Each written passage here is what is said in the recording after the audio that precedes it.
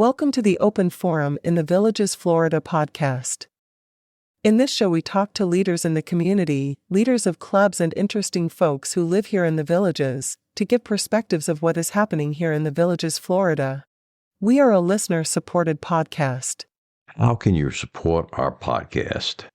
This is Mike Roth, and listeners, I'm thrilled to share with you this podcast, which is my passion project for you. This podcast brings me joy, brings you knowledge, inspiration, and a lot of things that people need to know about the Villages and the people that are living here and what's actually going on. Creating this podcast is a labor of love, even though it demands more time than I can easily spare. But hey, time isn't something we can buy back, right? Now, here's where you come in, the unsung heroes and heroines. You can help us keep the podcast alive and thriving. How? By becoming a supporter. There are two simple ways that you can support us. The first is a small monthly donation. Visit our podcast website, openforuminthevillagesflorida.com, and click on the black supporter box. Even a small $3 to $10 a month donation makes a difference. And guess what? You can cancel anytime, no strings attached. The second way that you can contribute to the podcast is by making a purchase of an Amazon product at Amazon standard prices, and we are paid a small commission on each purchase as an Amazon affiliate. That way there's no extra money out of your pocket, but you are supporting the podcast. Check every week because we're going to be adding new Amazon products that you can buy and support the podcast with. Thank you. And your support means the world to us. Stay curious, stay inspired, and keep those headphones on. This is Mike Roth on Open Forum in the Villages, Florida. I'm here today with Dean Corbett. Thanks for joining me, Dean. You're welcome. Thanks for having me. Okay. Dean is a longtime member of the Actors Equity, and Dean played in numerous roles off-Broadway in New York City. Regional theater, professional summer stock. He did 8 seasons there. Dean has taught acting and stagecraft at Bard College in New York. And I ran into Dean my first year in the Villages in 2018 when I took the Actors Workshop Club. Thanks for joining us again, Dean. Dean, why don't you tell us, our listeners, a little bit about why you decided to become an actor? It was when I was at USC in California. It was my first year in college. I was studying to be an engineer, and I had a minor in drama. Oh, okay. I studied my first year to be actually 2 years to be an engineer. Okay. And in the drama course, I was asked to do a book report, and I chose a book called The Fervent Years by Harold Clurman, who was a well-known director in New York at that time. And his story was about the group theater in the 1930s. Actors that got together outside of New York City in the summer, prepared themselves with a play to do on Broadway, and also had some teaching of a new acting technique from Russia, from a director called Stanislavski. And it was Lee Strasberg and Stella Adler of the group theater that would teach this new acting technique.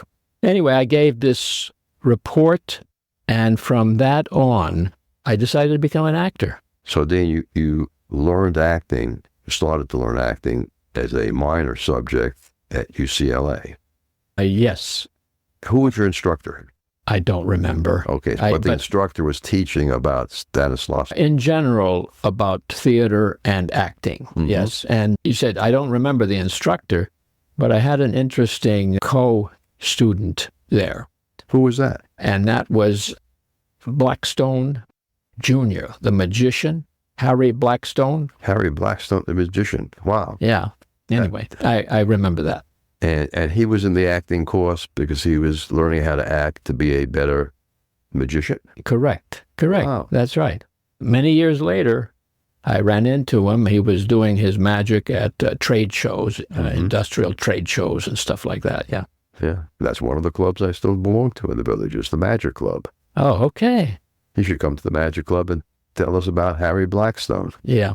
Interestingly enough, at one time I wanted to become a magician too, but I was only maybe 8 years old at that time. Okay, maybe a lot of kids want to be a magician at 8 years old. It seems like something really good to do. Yeah, but also not just because of the class. Previously in high school and stuff, I did acting in the acting plays and so forth, and I also did some stand-up comedy. Oh, okay. We still have a stand-up comedy club here in the Villages.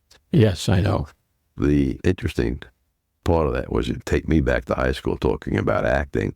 I took a year of acting in my senior year, and maybe it was my junior and senior year of high school.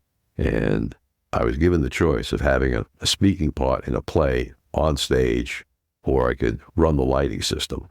But anyway, that was my first big push to become an actor. Now, you went to acting schools in New York City? From California, I went to New York City, enrolled in acting school, and after 2 or 3 years, I had gone through maybe 3 or 4 schools. Mm-hmm. And did you meet anyone who became famous at these acting schools? Yes, I did. And in one school, I had a gal who was learning to act, and actually she was a singer, but she wanted to be an actor. And she sang down in Greenwich Village at the Bonsoir, and she had a fan club, and I was one of them. And we would go hear her sing and so forth. And that gal was Barbra Streisand. And so later, we were together in summer stock, and one particular event was in between rehearsals. She would go out into the parking lot and try to drive this pickup truck, which was part of the company's vehicles. She couldn't do it because it was a shift gear. Manual transmission. Exactly. And so she'd start and stop. And the producers were very concerned that she's going to crash the car or something, the truck. And so I said, well, maybe I can help her. And I went and I said, Barbara, let's take the truck. I drive the truck, take it down the street, and I'll teach you how to drive it. And she said, fine. I taught her how to drive the stick shift, and she learned. She appreciated it. She never tried the truck again. I don't know. Is that reverse psychology or something? I don't know. Depends on what you said to her. Did you ever contact her later when she became famous and said, hey, I'm the guy who taught you how to drive a manual transmission? No. Of course, we knew each other after that, too. And the last time that I did see her, and I remember this, on 48th Street and 8th Avenue, and bumped into her. And I had already been teaching at Bard College. And she mentioned to me, boy, Dean, that's the most money you've probably ever made teaching at the college. I said, yes. But later on, I thought, no, that was wrong. I made more money working for UPS. In those days, actors didn't get a lot of money. When I moved to L.A., I remember this. We went out to buy a washer-dryer refrigerator for a new condo that we bought. And the salesman was very good. He upsold me on a lot of stuff. And I was happy with what I bought. I said, we'll be back to see you when we need more. They said, no, you won't. I said, what do you mean? He says, I just took a job as a writer for the Gong Show. There were always... Yep. For the 15 years I spent in L.A., there were always celebrities that you ran into, and would-bes who were the waiters and waitresses at Marie Callender. Yeah. Okay. Yeah. Do you have any other particular memories that you had from the acting schools in New York City? Yeah. You mentioned famous people. That same school where Barbra Streisand and I went, I didn't really have the total amount of money to pay for the tuition. But the registrar said, you can work for us part-time as a janitor. Okay. I said, great. He said, of course, you're going to have to share the duties with the other janitor and figure out your schedule and all of that. His name is Dustin Hoffman. Yeah. And later on, also in the Summer Stock Theater, I was in a play with him and pretty much bumped into him until he got his part in The Graduate. Yeah, that was a great part. Yeah. Now, I'm going to fast forward for you to when you got here to the Villages. Sure. And you get the idea to teach acting classes to non-actors here in the villages? Okay. So this is with the Enrichment Academy. Oh, so that's where it started? Yeah. The classes that I first started, the Actor Studio Acting Lab, that was to anybody that you could be already an actor, and I would just help carry you along if I could. How long did that go on that you were teaching it? That was 10 years. And the reason it's called the Actors Studio Acting Class is because I was a member of the Actors Studio in New York with Lee Strasberg, who, of course, was my teacher, and that was the person I had read about and gave a report in college. So that must have been thrilling by itself. Oh, yeah. And so anyway, did the Actors Studio Acting Lab here, and thinking about a course to give at the Enrichment Academy, I had an old friend in New York, an actor, director, and he taught acting for non-actors at the Learning Annex in New York. Taught for 30 years, acting. But I never knew his curriculum. But anyway, that's what I started thinking about for the academy. And so I came up with acting classes for non-actors with my own curriculum. And how long ago did you start that? Oh, it's been a couple of years at least. Okay. Are you going forward with those courses? Oh, yeah, absolutely. So when is the next course in the Enrichment Academy? It'll be in the fall. In the fall. And the course is 6 weeks, and it's a crash course in acting, because it goes all the way from the Greeks up through Stanislavski, who I mentioned, and also includes voice, speech, memorization, and other acting techniques. Good. And about how many people have come through those classes? My maximum is 20, which I've had a few times. And I would say an average of 15. Do people get homework in your classes? They have scenes and monologues that they study and so forth. They don't have to memorize it for this class, just to come in and do it with the script. So it's like a 101. Yeah, exactly. 101. Okay. Yeah. Are you ever going to do like a 201 or a 301 class? I have, and unfortunately I didn't get the minimum of students. And that's one where we get together and study techniques and so forth, and we end up with a showcase, a one-night showcase for those actors in that class, and they perform for an audience. Oh, yeah. I think I went to one of your showcases. Oh, yeah. That's right. It was very good. Okay. Let's take a short break and listen to an Alzheimer's tip. Dr. Craig Curtis.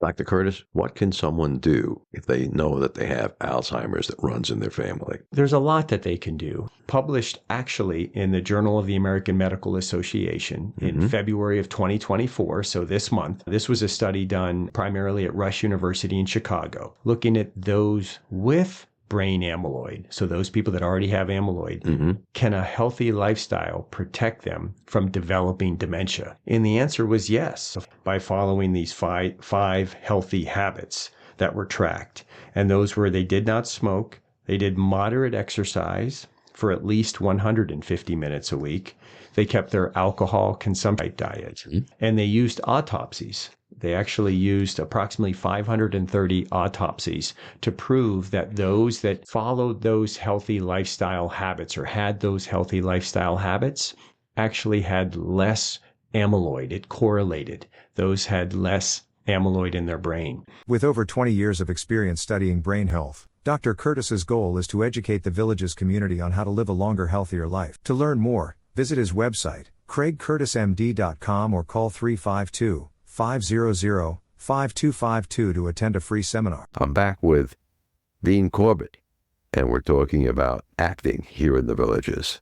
Dean, in the villages, why don't you tell us about some of the productions that you've actually produced for a live audience? Yeah, okay. 10 years with the Actors Studio Acting Lab, which I transformed into the Actors Theater Lab for performances. And we did various performances of including improv, but this is improv for theater, not comedy improv. Oh, yeah. I remember. That was a long-form improv. Correct. And with that, I know we did a one-act play, a Pinter play. And then after that, we did which I wrote and directed, was a play called The Honeymooners Meet the Twilight Zone. And that's the comedy where the honeymooners, Alice and Ralph Cramden, because of the TV waves in the air, mixed with the TV waves of the show The Twilight Zone. So now they were mixed up with a couple of Twilight episodes, one with heat coming into their apartment in New York. And also, oddly enough, Rod Serling appears to help the situation and clear things up. That's the premise of the show. Okay, how long ago did you do it? Oh, that was about 5 years ago. 5 years ago. And then after that, we did a show called another improv, 1.5 hour, called Murder by Improv. Oh, I remember that one. Yeah, and that did well. That was the show where every night there was a different perpetrator? Correct, because the detective in the show, we had to wait, and the actor, of course, he decided who did it. We didn't know. It was very good. That was the show that Wayne Richards was in. Correct. And in the middle of acting, he would break into song. And I remember that was a high point and a turning point in the show. Really made the show alive because no one expected a detective to break into song. Let's face it, I had to come up with something.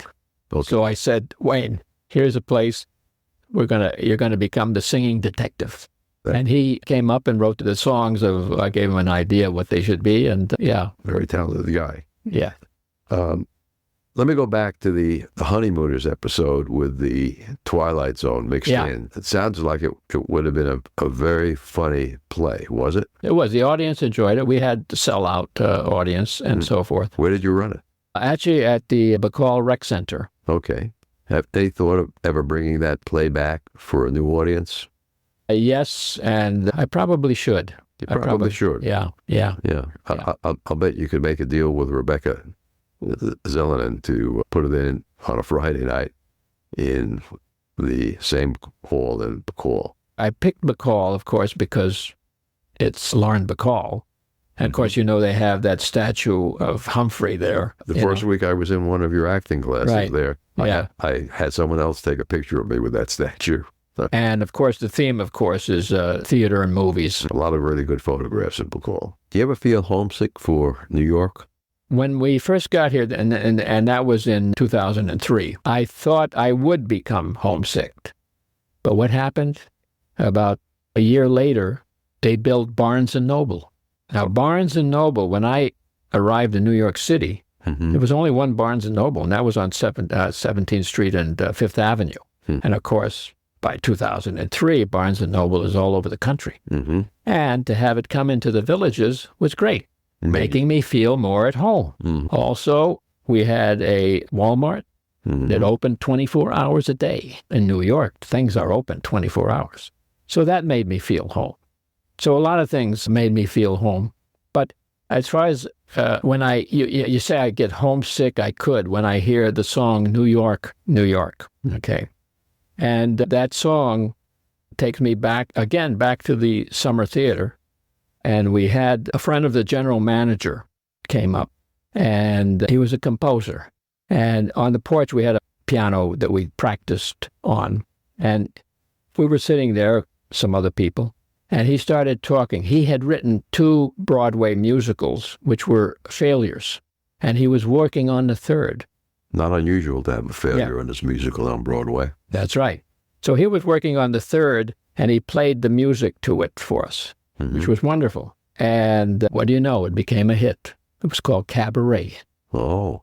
And he wrote also New York, or the music. Same guy. Same guy, New York, New York. So when I hear that, I get nostalgic and homesick, and it reminds me that later we became one of the members of our board for a theater project at Bard College, which we were going to do a repertory in the repertory theater in the summers at Bard College. And he agreed to be on our board to raise money and so forth for that. Bard is about 60 miles north of New York. Yeah. Did I mention who that composer was? So, Dean, who was it that actually wrote the New York song? John Kander. And he became a very good friend. And I said, agreed to be on our board of directors for our repertory theater project. And of course, he did much more than just cabaret. Okay. Which was good. And as for your theater work, where do we go from here? That's a good question, because first of all, I always told my wife that I'm not retiring. Okay. Mm-hmm. And carrying on with theater work, to me, is not retiring. My object, of course, originally was to possibly have a repertory company here of actually professional actors. According to Actors Equity, we can hire 2-3 equity union actors without having the whole cast being a union, and use local, which we would train to be in these shows that would use classical plays and also original plays, and to work on the original plays, possibly to tour across the country or even go to New York. That's always been my goal in a way. I started the Bible study theater, which also coincides, because it's a theater that not just uses people from the villages, but also uses younger people from the area to participate as actors. Okay, so in that environment, it's probably doing the show at a theater in the church, and you don't have to worry about whether someone's a village resident or not. Okay. Actually, I'm not doing it in a church. Oh. I do it at a coffee shop called the Standard Coffee Shop, which is outside of the villages. It's in a village shopping plaza. They have to have a room in the back that is big enough for a little theater. Okay. For that. And the reason for that is to get people interested, of course, in the Bible, about the Bible. It happens to be on Saturdays, too. And local people can come in to see a scene from the Bible, and then we have a pastor or a priest give the study.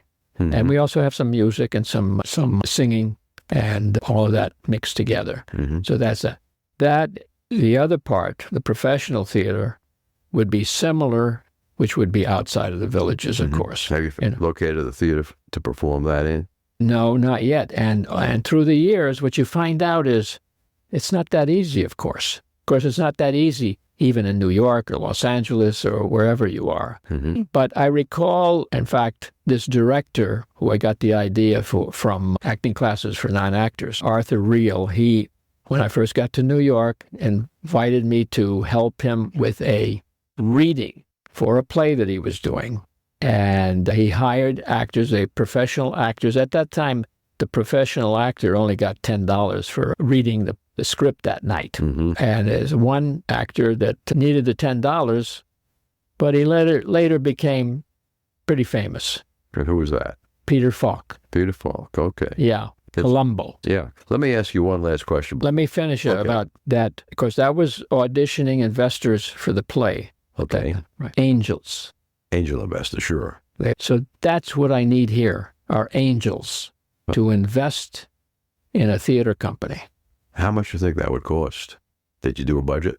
To start here, it's in the 20,000, 20, 30,000. 20, 30,000. Yeah. And that's the idea, because otherwise we just continue doing what we're doing. Okay. Let me ask one last question before we have to sign off. Yeah. Knowing what you now know, what advice would you give, if you could, to a much younger 22 or 25-year-old Dean Corbett? Interestingly enough, starting the acting classes for non-actors, when I started, Dustin Hoffman and Barbara Streisand, Stanislavski, Lee Strasberg, method acting, I researched this, and this is about 3 years ago. They're still doing that in New York, Chicago, L.A. That's the same thing that's going on right now. Okay. So I would say that those actors should obviously learn this technique. There are other things to learn about acting too, but to stick to that, which is truthfulness of acting, okay? That's what we're teaching. We're not teaching about, learn this gesture, learn that. No, it's about bringing your own creativity up to the forefront as an actor. Okay. That's one thing. The other thing I would say is keep auditioning. Keep trying. Different things. When I say different things, when I got to New York to become an actor, what didn't I like? Shakespeare. Musicals, I didn't like those. It didn't take long. I learned to love them. Shakespeare and musicals. And I was not a musician. Hey, in summer stock, they said, Dean, you got to sing. So I started singing. So that's what an actor, if they immerse themselves in all of these things, whether, of course, it would be non-union or it would be, when I first got there, I was in children's plays and so forth. Mm-hmm. Those are the things to keep doing. To get on stage. Get on stage. And I was almost going to say become a waiter, but no. I met a lot of those in L.A. Keep plugging away. Keep plugging away. Yeah. Got to keep plugging at your trade. Exactly. Great. Thanks for being with us today on Open Forum in the Villages, Florida, Dean. Thank you. And listen, invite me again because we can continue this conversation. More and more. And instead of standing, maybe we could sit down and have a glass of wine and all of that. Yeah. I'll have to buy noiseless chairs for the room. Thanks very much, Dean. Okay, good. Thanks. Bye. Remember, our next episode will be released next Friday at 9 a.m. Should you want to become a major supporter of the show or have questions, please contact us at mike@rothvoice.com. This is a shout-out for supporters Tweet Coleman, Ed Williams, Paul Sorgen, and major supporter Dr. Craig Curtis at K2 in the Villages. We will be hearing more from Dr. Curtis with short Alzheimer's tips each week. If you know someone who should be on the show, contact us at mike@rothvoice.com. We thank everyone for listening to the show. The content of the show is copyrighted by Roth Voice 2024. All rights reserved.